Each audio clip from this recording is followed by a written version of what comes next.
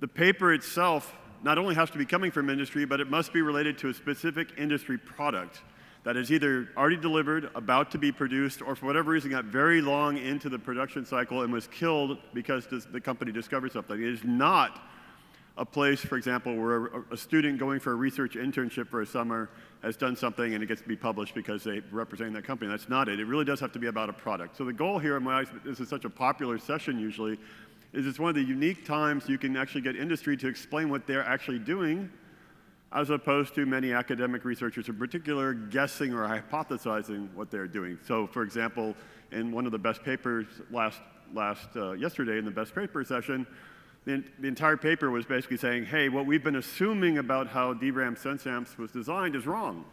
And they had to do a lot of expensive reverse engineering and very clever work to figure it out. The talks that we have today will actually expose some of what an industry is doing specifically. We're not actually, there's no DRAM sense amp talks, I apologize, but there are other things that I think you'll find very interesting. So we had our own separate PC meeting. Every paper, just like the regular regular program, was evaluated by 5 different reviewers. In this case, one thing that's quite different is that the authors and their affiliation is not blind. In fact, it's required that you expose who you are, so we know this really is coming from industry and not just somebody who's writing in a style that might imply that. And then in addition to the fact that we accepted, in this case, 4 papers, so therefore we had a bit of a lower acceptance rate, I guess unfortunately, than the main program, we also accepted 8 papers that were forwarded on. Actually, 9 papers were tentatively accepted to be published in a special issue of IEEE Micro that will come out later this year. In fact, because we have so many, it may be split across 2 issues. And these were all essentially the next burst of papers. We had 26 submissions, which is a record for the industry track. It's about twice what I expected, so I had to scramble to find a lot of PC members. 4 are appearing in the conference today. They're excellent talks. And then I just wanted to highlight, there are 8 additional. One of the authors, they chose not to forward their submission to Micro. So these 8 will all be appearing in IEEE Micro later this year. And one thing you'll notice both here and in the talks today, we got a good mix of papers from, I think you think of it as industry-established companies, Intel, IBM, AMD, ARM, what have you. In this case, you can also see both the IEEE Micro, and you'll see in the papers today, about half the papers we got were from smaller, less established, earlier stage companies. In this case, Efficient Computers and HyperExcel. In the case of the papers today, we're going to, as you'll see, there's going to be from Azure Engine. And now I'm blanking for a moment, I apologize. Okay. So without further ado, I'm going to introduce our first speaker, which is Dr. Wang from Intel.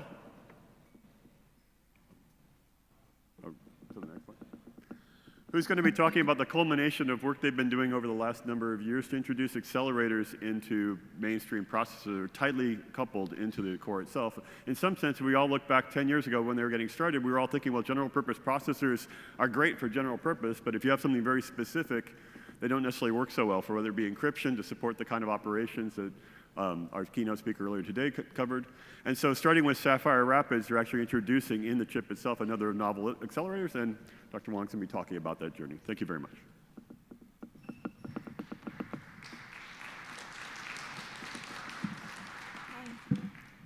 Thank you, John, for the introduction. So today, we're going to introduce Intel's new on-chip accelerators and its ecosystem. And this is mainly from an SoC-oriented perspective instead of really hardware microarchitectures. I'll have this. Let's look at motivation first. We all know that data center tax refers to the cost of CPUs running their fundamental and fundamental infrastructure and system software. And this data center tax has been very important, especially when the data centers scale up in size and complexity. And what makes it worse, in the past decade, there's been a tax inflation over time. If we can see the graph by the Google's profiling, those tax increases from around 25% to over 40% over the last decade.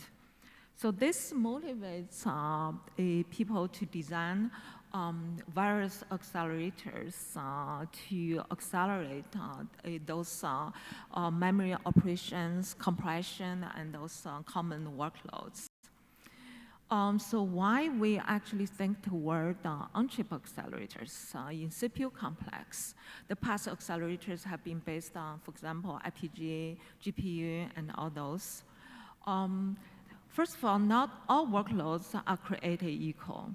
We can say actually some workloads are more memory intensive, some are more actually compute intensive, and they actually have different needs.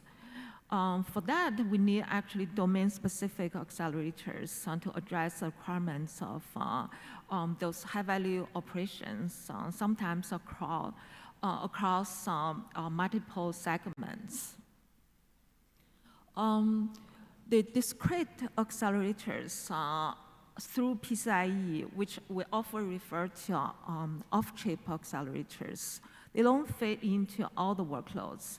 First of all, they have longer communication latency from the host to the accelerators, and this limits the applicability for those fine-grained, short-lived workloads that the overhead, communication overhead may kill the performance.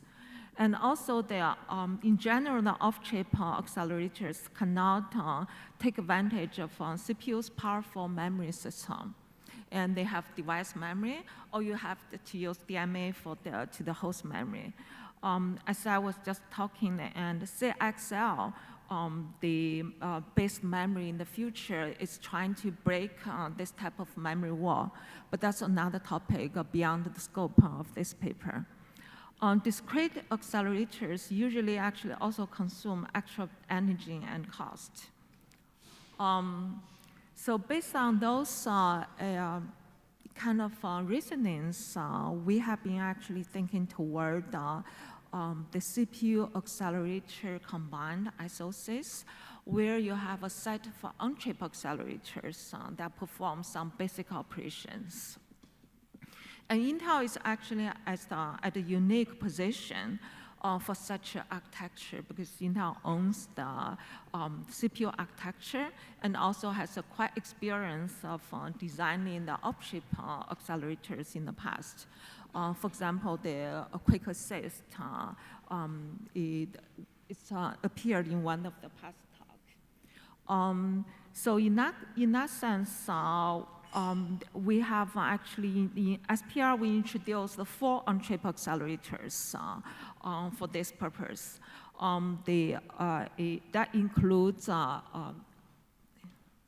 and for the requirement and the philosophies, what we really need is flexible and easy accelerated programming.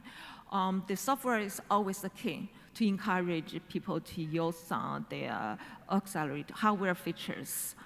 This including the flexibility to dispatch tasks to accelerators, and also there's no need to explicitly manage the memory. For example, the memory mapping and pinning, all those tasks.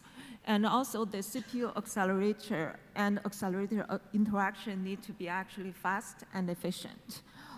This includes both the task dispatch and notification of completion.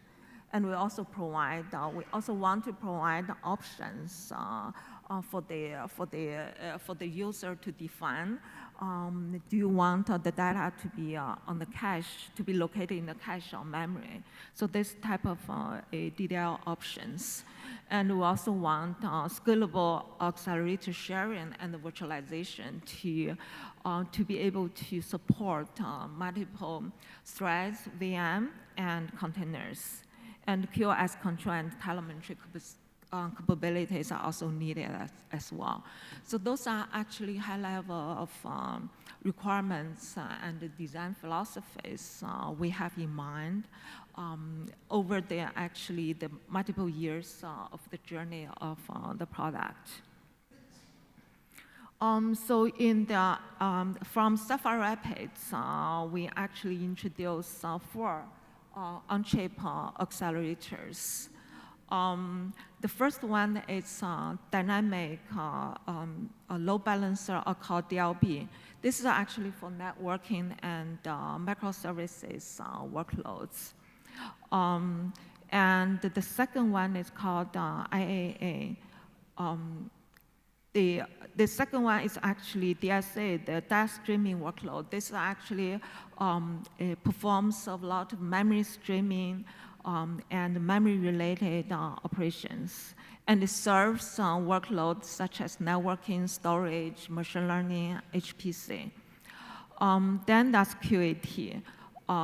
Then that's actually quick assist technology. So we have QAT before, but that's actually off-chip accelerator.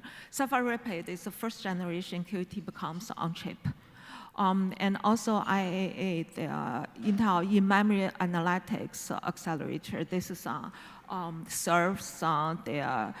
actually serves the database and key-value store type of workloads. So this actually slide shows a very high level of the SoC, actually chiplet architecture. This is an extreme core count version of SPR. And we can say that in this SPR, we introduce data accelerator complex, or DAC. Each DAC consists of one instances of DSA, one IAA, one QAT, and one DLB, and in a tile.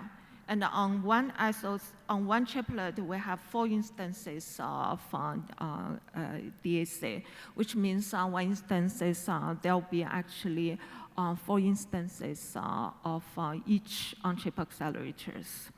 And each on-chip accelerators are designed to operate independently of each other. So you can have them concurrently working for different workloads. And they communicate with the host through the coherent memory interface. This actually serves the accelerator to be on the memory coherent domain. So you don't need to actually go through the actual effort to manage, explicitly manage the memory. The host and IOMMU take advantage of take advantage of the host and the MMU for the memory management and memory translations. The host also use CMI to communicate with the accelerators as well. And with this design, let's look at the capabilities we provide. First of all, we provide efficient core and accelerator interaction. This includes a set of simple instructions we use for the task descriptor-based job submission and completion. We also provide shared virtual memory space with CPU, and there's no need for explicit memory management. And IOMMU is actually a capability to help achieving this. And there's new capability we call scalable I/O virtualization, SIOA, that enables accelerators to be flexibly and dynamically used by multiple tenants in a very dynamic and scalable way. In terms of programming model, we can do the processing of batch of descriptors.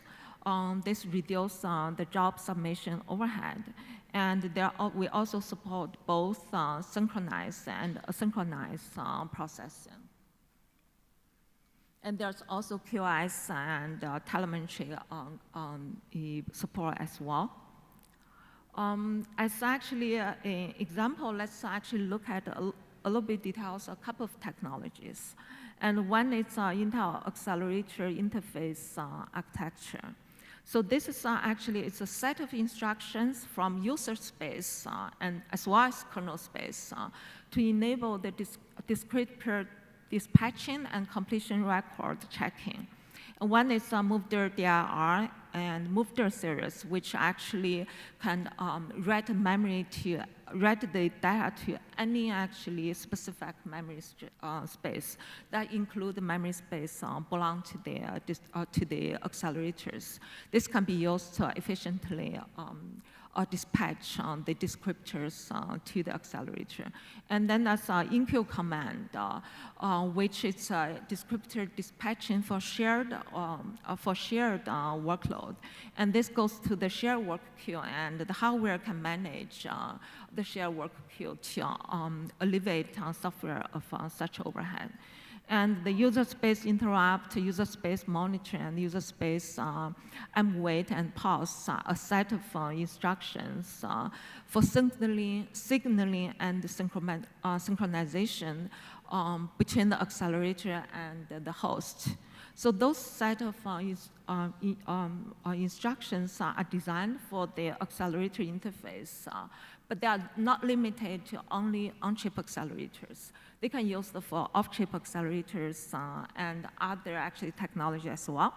And there's also actually a scalable I/O virtualization compared to single root I/O virtualization, which is standard. And this one's much more actually flexible and can be actually dynamic because we move the control plane basically to software and I/O MMU. And let's actually quickly look at the programming models. Software, the CPU has to actually always evolve to do the work. And with synchronized mode, the DSA, I use DSA as an example. DSA can do it more efficiently, while CPU actually can go into low power state. And with asynchronous mode, while DSA is actually working on it, the CPU can do the other tasks as well. And let's actually quickly look at the DSA actually architecture. We support both dedicated queue and the shared queue. And this actually allows the programmers to choose whatever they want to do. And in terms of, I want to highlight two actually software stacks. One is that mover library, which provide high-level APIs, and also the transparent offloading library. This allows users to take advantage of a DSA without actually even change their applications. As of performance, we can say that DSA is a synchronous mode as long as the moving actually size is relatively large. It provides up to 5 core savings. And a synchronous mode, because you amortize the overhead, it actually is even more efficient. Another example is actually QAT. It provides different options. Operations, you can actually look details in the paper. And it actually provides significant benefit as well. So I just gave a very high-level introduction of the on-chip accelerators, and more details you can actually look into the paper. And they provide a pretty wide range of operations for not only the data center test, but also machine learning and other workloads as well. So for the future work, it would be really nice that all the community, we can actually explore the new usages and the new capabilities based on this hardware software stack as well. And also we have multiple on-chip accelerators. We also have off-chip accelerators as well. And so how do you explore the interaction of those? And also the unified interface and software stack will be important in the future as well. So thank you. Yeah.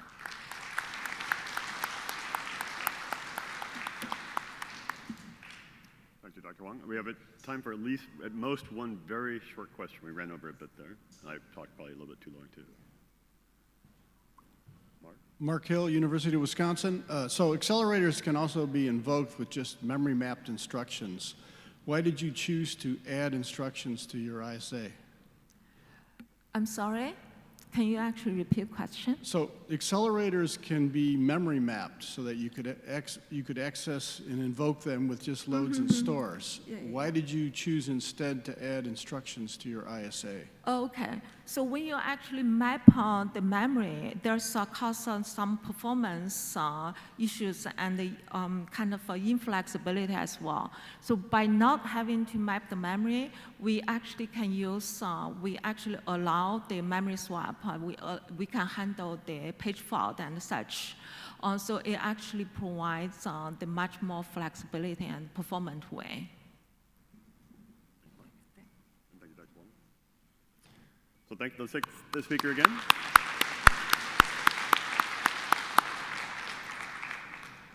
So for our second talk of the day, we're going to shift from Intel size. We're going now to a much smaller company. This is actually Dr. Lee's second startup. It's Azure Engine. Has nothing to do with Microsoft Azure. It's just a coincidental name. And he's going to be talking about a chip they've built and actually gotten back and now are deploying with some large partners from across the world. That combines some of the best features of GPU, but it's really designed for the edge. So it's not going to replace an H100, darn, no $50,000 GPU there, but it has many of the same features and actually can be programmed in the same way. So take it away.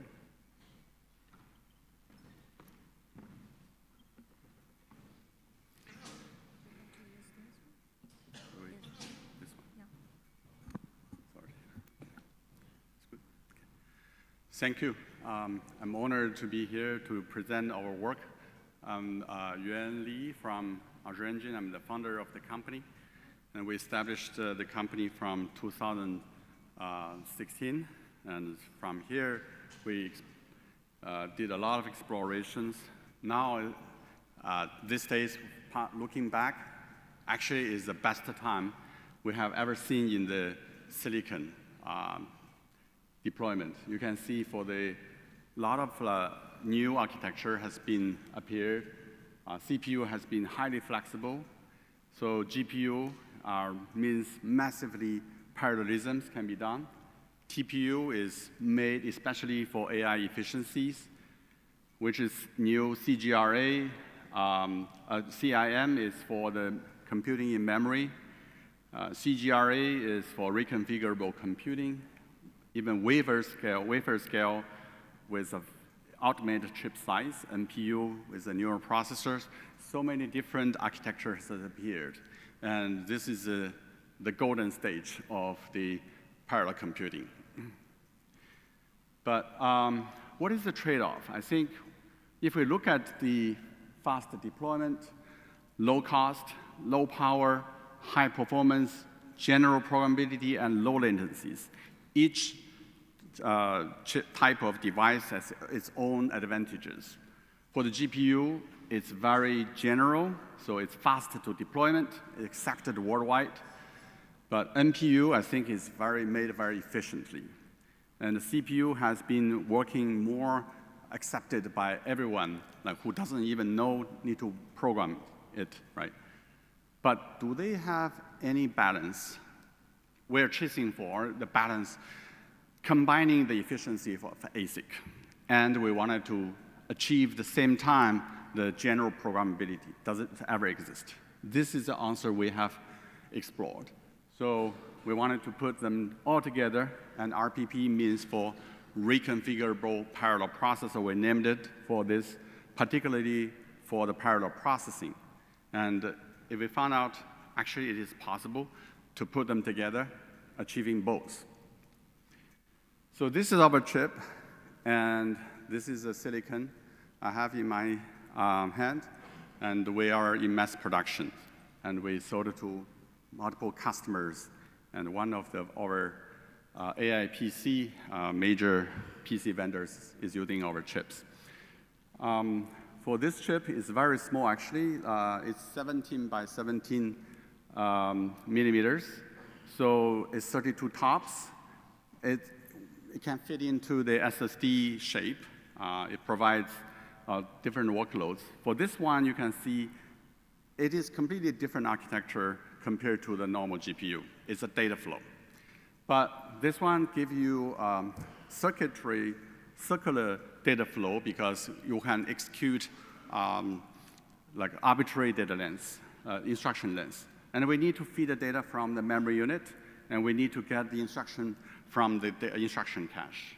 So this one, we support SIMT instructions, compatible with CUDA, and we are having its own instructions generated from the sequencer, and it actually has a scalar processor built in. You can, the processor can distinguish the scalar operations and the parallel operations. They can separate those, executed in different places. And hardware features, it can support the CUDA-defined thread index, events, predicates, etc. And the circular data flow support the arbitrary data length, and the symmetricity between each PE guarantees that the compiler is very easy to do. So this is a video showing how it actually works. So the instructions got decoded from the sequencer. And the sequencer dispatched the instruction to each of the PE and gets executed. Because each of the PE, we have already built the pipeline, and each cycle it fetches the data. It does not have any bubbles in it, and then keep on moving forward, just like marching through all the very big pipelines, right? So the instructions actually go to 31, and they temporarily are stored in the cascade memory before it reaches to the instruction 32, and then keep on going this way. So data access, instruction execution, they are all driven by instruction, which is actually CUDA compatible. So you can use CUDA language as is, or actually we did our own compiler to drive this one. So we give some examples in the different domains. For this signal processing, we tried with FFTs, and we show that FFT performance comparison with DSPs. This is TI DSP with highest performance here.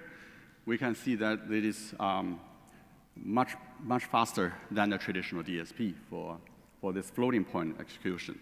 And some transpose, matrix transpose, actually we compared with the GPU as well. The GPUs in smaller batch size actually is faster than our processor, but when the batch size is bigger, we actually is also getting a better performance. This is AI, like computer vision applications. So this one is compared to the similar processor from the NVIDIA Jetson Orin Nano and the Jetson Xavier NX. We can see that this one gives you better performance and a much lower power consumption. And this one is in large language model.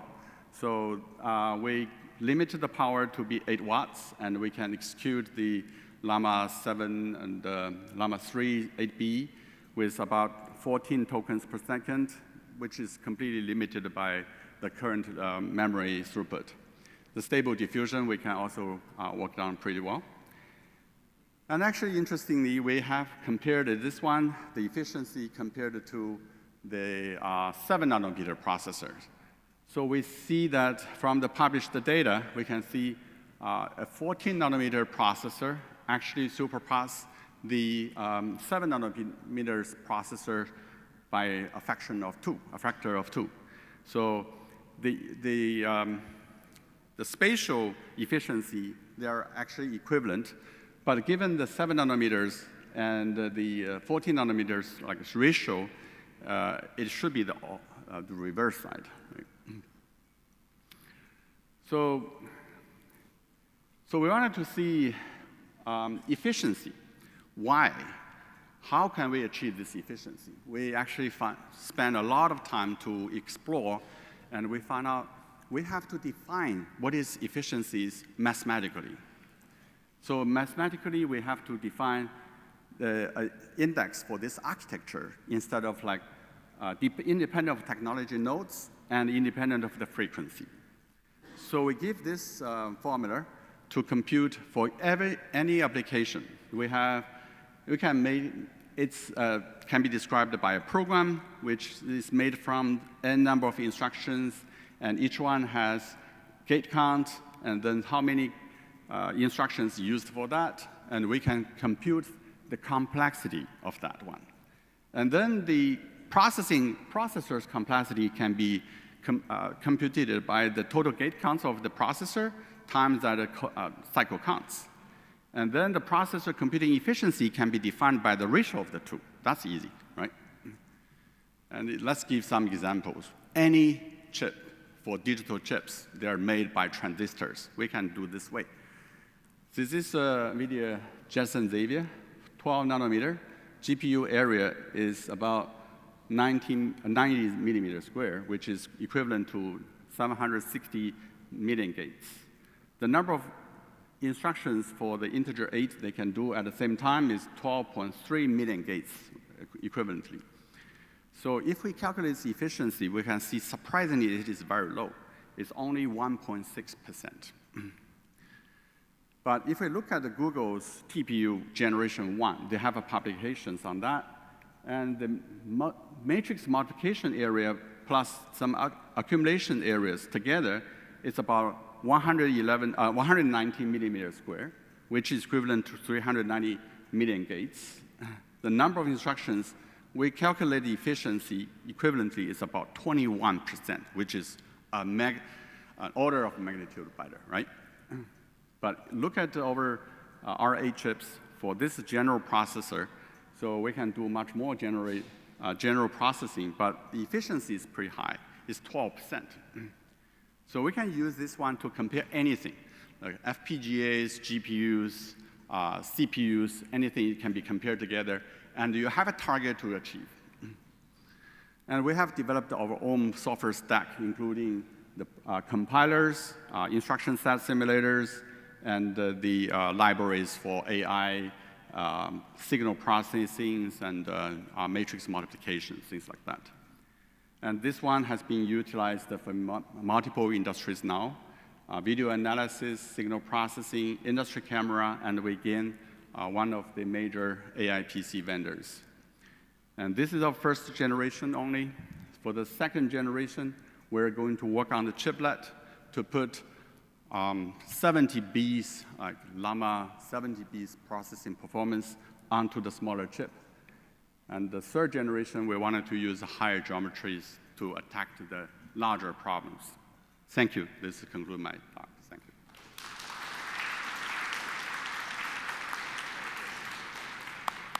So thank you. We have time for a couple of questions if people are interested.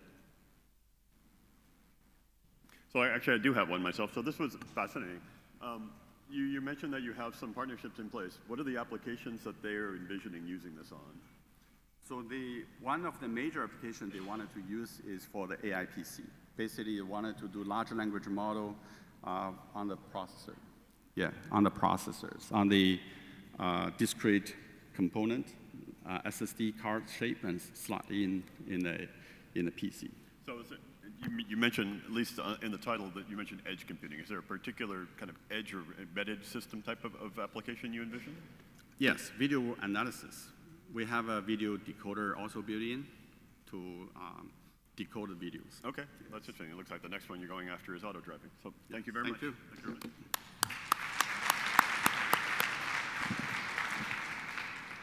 So in our third talk today, we're swinging back to the larger, more established players, both in terms of the company and, in fact, our speaker today. Gabe probably doesn't need much of an introduction, but I'm going to promise everybody that they will. So Gabe is a fairly active member of the community here. You've probably seen him in many of the previous conferences. And in fact, some of the work that we've seen in earlier ISCAs will be part of the roadmap he'll be talking about. He's a senior fellow from AMD, an ACM fellow, and he's going to be taking us through AMD's Exascale journey they've been on over the last little over a decade now, starting with the DOE Fast Forward work from 2012. So thank you for sharing this with us. All right, thanks a lot, John.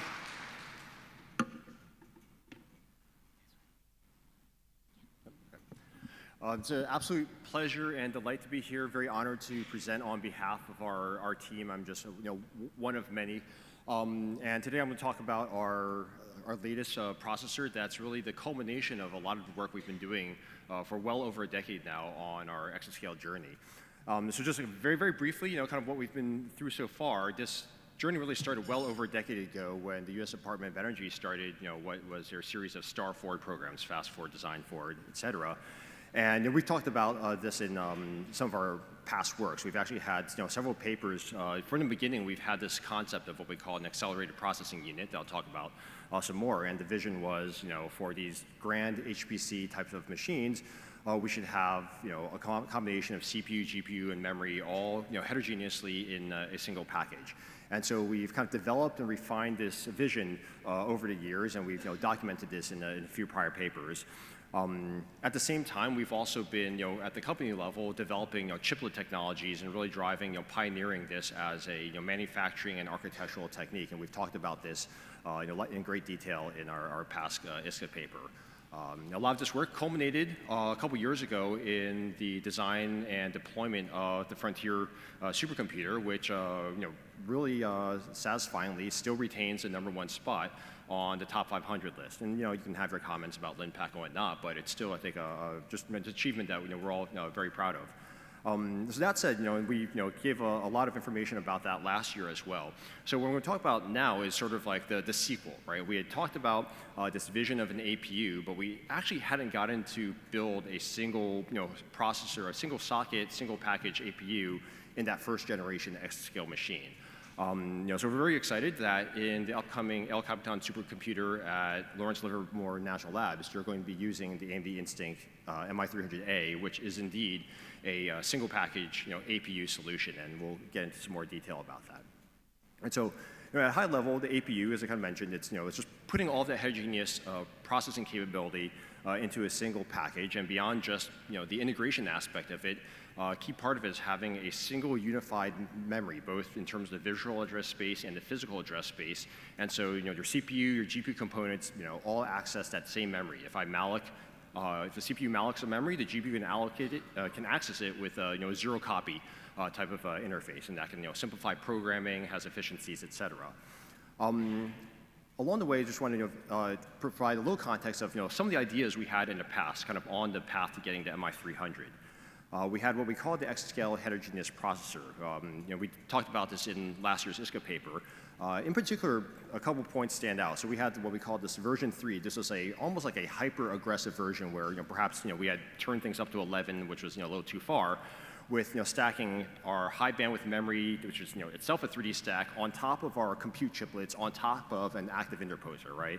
And this was from a manufacturing perspective, would be very challenging. From a silicon reuse perspective, we'd have too many different types of chiplets with poor reuse into other markets, but provided just absolute stellar density in terms of just cramming as much as you possibly could. Then we kind of dialed things back in terms of our version 4 of this heterogeneous processor, where we kind of avoided all of the 3D apart from the 3D that's already being used in the HBM. We had some larger chiplets. There's more trying to reuse some of our other components from the server line in terms of the server I/O die, the server CPU chiplets. But the trade-off came that we didn't have as dense of a solution, and even from the figure you can see there's lots of white space in the package. So that kind of led ultimately to the Frontier not using the APU. So what happened between Frontier and El Capitan that let us take the step to doing a single processor, single package solution? So one aspect was the development and the maturation of our 3D hybrid bonding technology. So this is a technology we've used in what our marketing folks call the V-cache, but it's basically a 3D stacked SRAM. And we utilize this in both our EPYC and Ryzen processors, where we can optionally 3D stack an SRAM chip that can effectively triple the size of your L3 cache capacity. And this was, in some case, quote unquote simpler. Ask engineering folks, they'll tell you there's nothing simple about it. But we have a single, SRAM chiplet stacked on top of a, moderately sized CPU chiplet, and that was that. And we learned a lot. We were able to mature this through a couple generations, and gave us the confidence, de-risk the technology, so we can take it to a much more aggressive level in MI300. From MI250, the GPU that went into Frontier, that itself, was pushing the boundaries in terms of, large packaging, advanced packaging technologies. Even though we weren't 3D stacking things, we had very aggressive, 2D and 2.5D multi-chip, chiplet type of architectures that really, pushed the mechanical bounds of building large processors. And so similarly, that experience gave us, a lot of critical learnings that allowed us to build, the very aggressive design that we have for MI300. And then with our design, and we'll go into this in later slides, we have multiple of these active interposers or IO dies that have very high bandwidth links between them. And we're able to leverage technology that we developed for the commercial and the consumer GPU market, where we have a chiplet implementation there as well. In our prior EPYC processors, we have the SerDes that were optimized for multiple millimeters of distance. But when two die are directly abutting each other, you can hyper-optimize that to be really high bandwidth density, and really good energy efficiency. And so we leverage that technique to be able to stitch together these multiple IO die to function as a single logical unit. So very briefly, we'll go through the kind of the architectural components of this. We start with what we call our accelerator complex dies. These are basically the GPU chiplets that provide the vast majority of the horsepower in the MI300A architecture, and we have 6 of them. Each of them consists of physically 40 of our compute units, and we actually architecturally expose only 38 of them, right? So 2 basically provide spares for harvesting and for yield management. Total, there's 228 of these compute units. That's then complemented by 3 of our CPU chiplets as well. Each one provides 8 cores, and what's cool is that this is directly leveraged from our mainstream server and client product line. So we have our 8-core chiplets going to Ryzen, into EPYC, and now into Instinct as well. On the other side of this, we have our 8 stacks of HBM. The stacks are 3rd generation HBM, which with 16 gigabytes of capacity per stack. So that provides for the whole total package 128 gigabytes, which is really important for a lot of workloads where you need superior memory capacity. And the system is actually architected to support even more. So I'll briefly mention our accelerator-only version of this, which actually supports 12 high stacks for a total of 192 gigabytes, all within a single socket. And with HBM3, we get peak theoretical over 5 terabytes per second.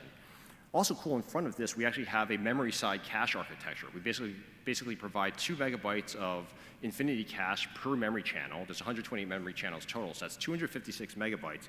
And this basically acts as a bandwidth amplifier, right? And so if you can get your workload or your active working set to fit in this infinity cache, you can actually get up to 17 terabytes of bandwidth. And this is again part of how we've got into this aggressive design is we're able to start with simpler, more scaled down versions of this in our other products, leverage those learnings, and go from there. Infinity Cache was first pioneered for our Radeon consumer GPUs.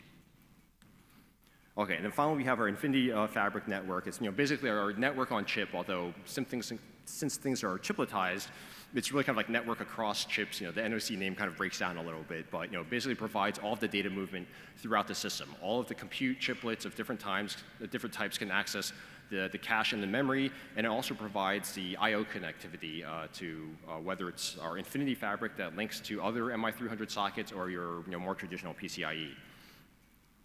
So physically, this actually utilizes 3D stacking, as I've mentioned. We actually have multiple 3D chiplets stacked on top of what's logically the data plane, and that connects out to the I/O and the HBM. Just to kind of physically orient you, this is kind of a cartoon version of the package. So we have a large silicon interposer. On top of that, we stack the HBM, right? And so we have 8 stacks. This is a microbump-based stacking. On top of that, we have 4 of these I/O die. They're basically these active interposers, and those are also microbump stacked on the silicon interposer. From there, we can stack our 6 GPU compute dies, XCDs, accelerators, and then these are directly hybrid bonded, right? So this is the hybrid bonding. There's no microbumps. It's just a direct surface-to-surface fusion technology. And then similarly, we have our 3 compute chiplets, the CCDs, the CPUs, also hybrid bonded, right? And so this gives you hopefully a little bit of a physical orientation of how things are organized. This kind of gives you a cross-sectional view, and get just more details in the paper in terms of, it kind of gives you a little idea of, how sophisticated and complex this physical structure is. There's multiple layers of silicon. There's a hierarchy of different interconnects. TSV is going through the passive interposer. TSV is going through the active interposer, up into the chiplets. So it's, there's a lot of stuff going on. In some of the packaging conferences, you'll hear a lot of talk about heterogeneous integration, but heterogeneous integration is here already. And just kind of briefly contrasting to MI300 versus what we had previously envisioned for the Exascale heterogeneous processor. We basically avoid kind of that overstacking. So we use 3D, but we don't go to town with memory on logic, right? We kind of take a more balanced approach where we're able to manage the power delivery and the thermals of just having a simpler logic on logic stacking. We reduce the total number of different types of chips involved. That's fewer designs and less tape outs, things of that sort. And so it makes the structure overall easier to build. Compared to the fourth version of the HP, that one was perhaps a little bit too unaggressive, and we are better able to pack things in, and that has additional advantages in terms of avoiding some of the longer distances between some of the chiplets that we had in that version. That makes the communication more efficient. Just very briefly, this modular design process is just very flexible, very powerful, right? We have these 3 chiplets. We're able to put them together into this this impressive system that's going to drive our next exascale machine.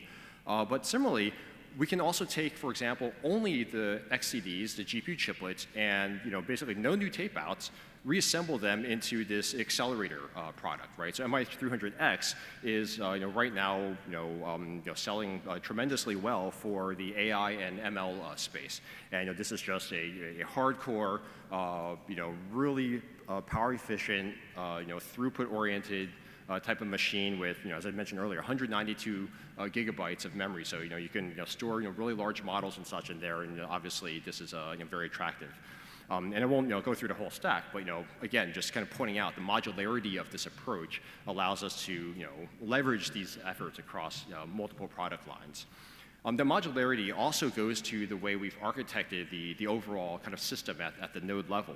So on the left is just one example. Our I/O links, we have 4 per socket that are dedicated for Infinity Fabric, and the other 4 we can flexibly configure between either PCIe or Infinity Fabric, right? So very quickly, the picture on the left shows 4 sockets where they each are using 2 links between every pair of processors to have kind of a double wide, higher bandwidth interconnect, and then the remaining things are using PCIe. The example on the right basically shows where we're using 1 link per every pair of processors to have a fully connected 8-node or 8-socket node. And so it's a lot of options, a lot of flexibility for our users to configure things in a variety of ways to suit their needs. This is just a bit of an eye chart. Go read the paper. The summary is that from all of these architectural packaging and everything else put together, we're able to deliver generational uplift in the capabilities compared to our prior generation. So just wrap it up.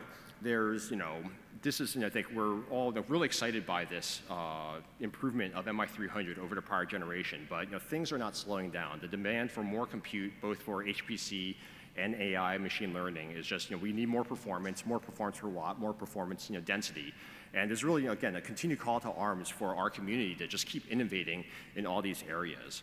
Kind of one of the lessons we came out of this was timing is important from the industrial side. I think the academic researchers shouldn't be too concerned with that. Go find the big ideas. Go find the things that are going to be disruptive.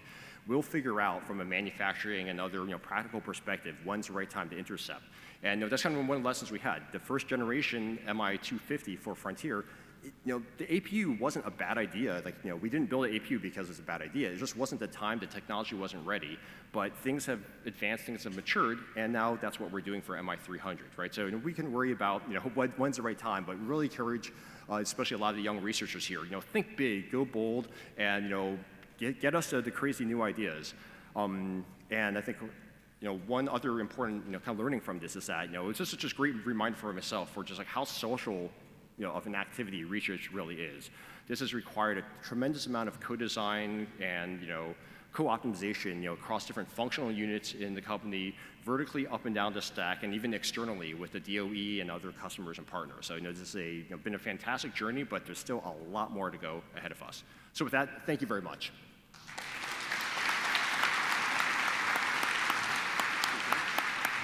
And again, we have time for at most one very brief question.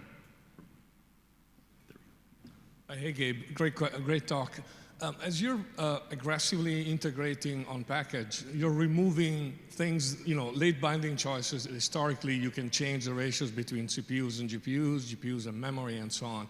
So you're kind of forcing fixed ratios way ahead of time. Do you see this being a concern with rapidly changing workload, and how would you address that? So I think, the question is, yeah, if you're integrating things together, you're fixing, the ratios of perhaps, CPU, GPU, things of that sort. And, I think there's, in theory, our platform, you can mix and match our chiplets in any arbitrary ratio, right? But we don't support all of them. Part of it is just there's a lot of, every combination you're going to have to pay for additional, verification and, validation costs and things of that sort. And so I think the chiplets actually kind of strike a nice balance. And like, yes, you kind of have to fix the ratio in terms of how you mix and match them, like before you package them.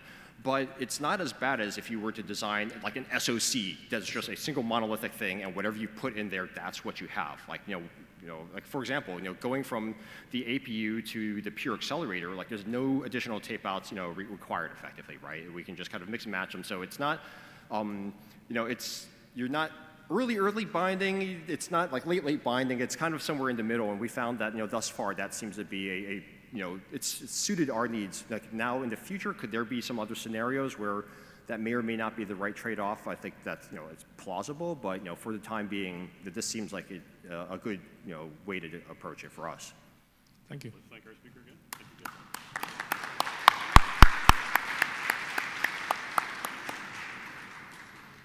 So our last speaker today, we're swinging back to the newer side of the company. It will be Han-Jun Kim from Furiosa AI. So like some of our previous talks, you can clearly see the history of where ISCA influences this company, but in this case, it's even more so than most. Han-Jun described it as the company, actually the idea for the company started in 2016 ISCA, when a number of people, including him of course, were sitting around noticing, well, there's this lot of new talks around this AI optimization and acceleration thing. Maybe we could put a company together for that. And the result now, 8 years later, is in fact the company called Furiosa. In another form of coincidence, back when this was happening, the previous Mad Max movie was out, and one of the important characters was Furiosa, and they'd used that as the inspiration for their company name. And voila, the summer he comes up and talks to us, the Furiosa movie itself is coming out. So thank you for the presentation. I'll enjoy it.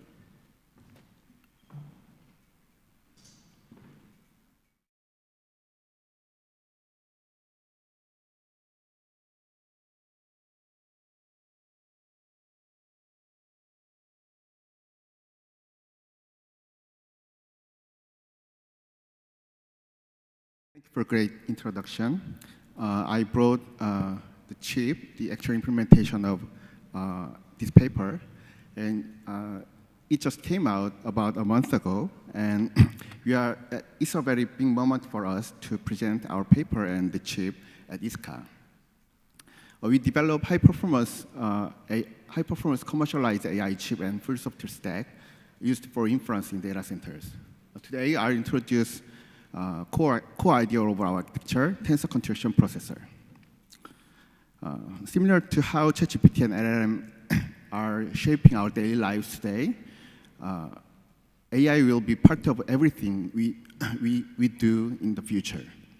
This will require substantial energy worldwide, and our current infrastructure isn't set up to support that. We need a more sustainable AI compute solution to realize the impact of AI inference for everyone. Tensor contraction dominates operations in deep learning. This can be seen in the transformer as well. The basic structure of most deep learning models today. The key operators like feed-forward network, linear, and memmer in attention are tensor contraction. An analysis on BERT on the right shows that 99% of its flops are tensor contraction. So tensor contraction is core fundamental computation in deep learning. You can think of it as the multidimensional version of matrix multiplication, and matrix multiplication is the tensor contraction of rank 2 tensor. However, most commercial deep learning accelerators use fixed size memory instruction as their primitive. So we are proposing domain-specific architecture for deep learning. Instead of using memory instruction as primitive, we want to raise hardware-software interface to accelerate the whole tensor contraction as a primitive. By doing this, we can streamline the hardware, leading to higher performance and better energy efficiency, while providing enough flexibility to support all deep learning models. Tensor contraction is declarative. It's a mathematical expression without explicit scheduling for computation or explicit memory layout for data. The equation on the right is tensor contraction expressed using Einstein notation.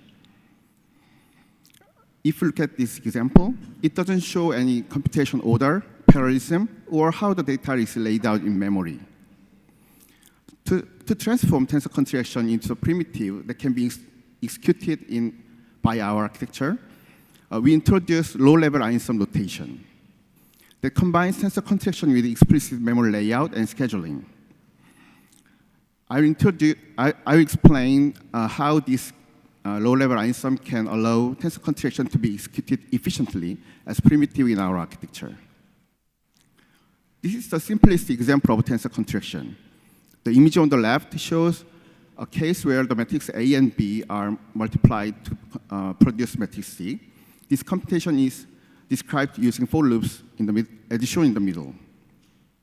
From the perspective of actual chip architecture, this computation is executed in parallel by multiple compute unit and SRAM. To keep the explanation simple, let's consider a chip composed of 4 SRAM blocks and compute unit. We can take the conceptual computation from the previous slide and express it as scheduling on actual architecture. The outermost loop represents the axis that is executed in parallel. The innermost loop represents the unique computation executed every cycle. The remaining loop represents the scheduling that utilizes distributed compute unit over time. We can think of this, we can think of this as a single primitive, tensors with memory layout, split across multiple SRAM, and computation scheduled across both space and time axis. Specifically, when you look at temporal scheduling loops, axis has some additional characteristics. For example, the axis marked in blue indicate the once data stored in one SRAM is used by multiple compute unit, meaning that can be multicast. Axis marked in red indicate that the input data for unique computation can be reused over consecutive cycles. In this slide, I'll explain the architecture for accelerating tensor contraction across the time and space axis and its advantages. First, looking at the architecture on the left, we see that handling the data sequentially read from SRAM in pipeline manner along the time axis, compute unit is organized into fetch, operation, commit stages. We define a slice as a unit that combines one SRAM with one compute unit. In each slice, fetch unit fetches tensors in order given by temporal scheduling. And fetch data can then be multicast via fetch network. And fetch network can be configured in various topology depending on given tactics. Data supplied through fetch network is delivered in defined order to contraction engine. Contraction engine uses a feed buffer to reuse input data multiple times. As a result, data read once from SRAM can be multicast and fed multiple times. Additionally, with temporal pipelining, we can continuously utilize the spatially distributed and connected compute unit during tensor operation. And all data paths, including fetch unit, fetch network, and feed buffer can be streamlined. How do you operate? Simply according to the tactic defined by software, and software finds optimal tactic for given operators. Using sliced SRAM and compute unit, flexibly configured according to the tactic, is more advantageous for inference rather than having large matrix multiplication unit. Large matrix multiplication unit can achieve high utilization with large batch size. However, during inference, batch size can vary widely. Therefore, it is even more important to exploit parallelism and data reuse from given tensor chain. Below, we can see two configurations using 4 slices. In the middle configuration, the same data is reused 4 times through fetch network. This is similar to large historic array, transferring the reused same data along the height axis. Alternatively, as shown in the right configuration, every 2 dot product engine can be configured to calculate a single dot product along width axis. By configuring multiple slices to fit each operation and pipeline along time axis, we can better exploit parallelism and data reuse for a variety of tensor shapes. Along with scheduling of computation, how the tensor is laid out in memory is also very important. Compiler takes input computational graph and lowers it into primitives. During this process, compiler maps tensors to on-chip memory, and it significantly impacts performance and energy efficiency. Firstly, the last axis of memory layout impacts memory access performance. For example, whether the stored layout is row major or column major, and its alignment with rhythm pattern affect SRAM bandwidth. Secondly, since the data is used across multiple compute units, the memory layout impacts data movement from SRAM to compute unit, and thus the performance and energy efficiency of network on chip. Thirdly, the output tensor of one operator is often the input tensor of the next. Ideally, we can incompletely remove unnecessary data movement for entire models. Furious AI's second product, Renegade, is a implementation of a tensor computation processor. Renegade features 8 Ps, each with 64 TOPS and 32 megabyte SRAM. Each P can function independently or can be fused with up to 4 Ps to act as a single large P. Each P includes a general purpose core and massive tensor unit. That support vector and tensor operation, including accelerated tensor contraction capability. Each tensor unit consists of 64 slices. Renegade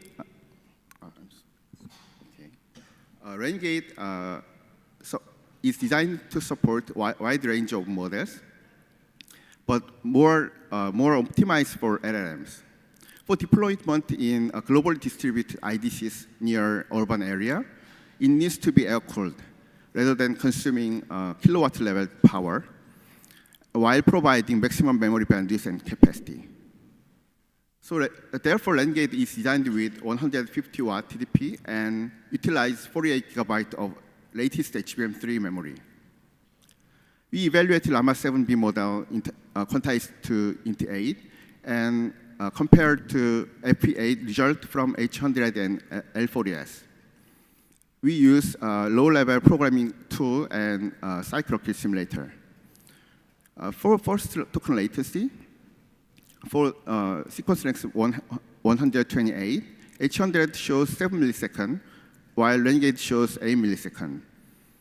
This is likely because H100 has about 4 times compute performance and twice memory bandwidth compared to Renegade, consuming 4.7 times power. However, the difference in latency is relatively small compared to the compute performance difference.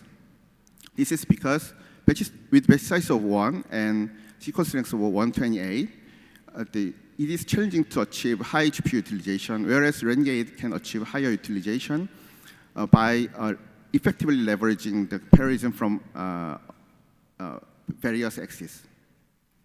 For the throughput perspective, Renegade is effective in hiding compute over DMA during decode phase.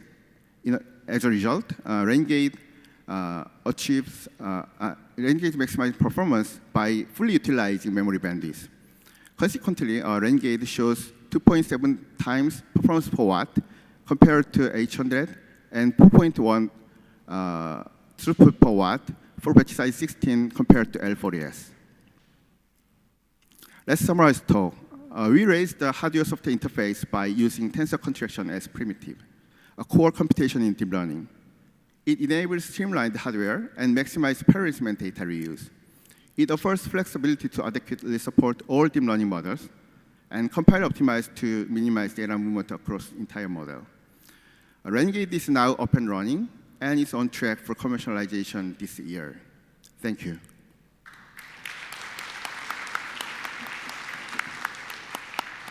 Again, we have time for one question, and then we're going to have lunch. I guess I probably jinxed it by saying that. So you mentioned that you've got a commercialization opportunity later this year. Can you give us any more hints as to where we might see this starting to appear? What kind of commercialization partners are you?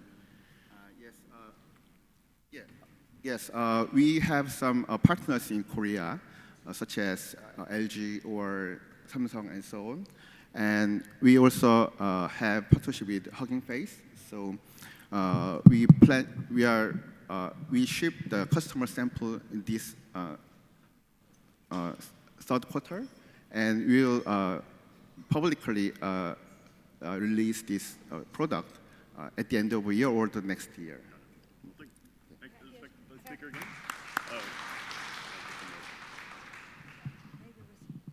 Okay, this is Dan Beck from Samsung SDS, and I have a question about, is there any plan to make a scale-out solutions like such as the NVLink or Infinity Fabric Link of the current GPU leaders for very large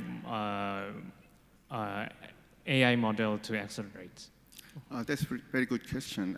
When we design this chip, it is not necessary to support the kind of interconnection for the inference chip, because the required bandwidth for the inference chip-to-chip is not that big. So we just support peer-to-peer capability for PCI Gen 5 16 lane.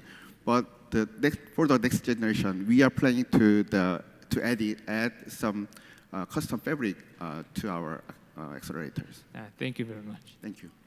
Let's thank our speaker again. So as a reminder, next door right now we're starting the luncheon, including the award luncheon. So please enjoy it, and we'll see you in there.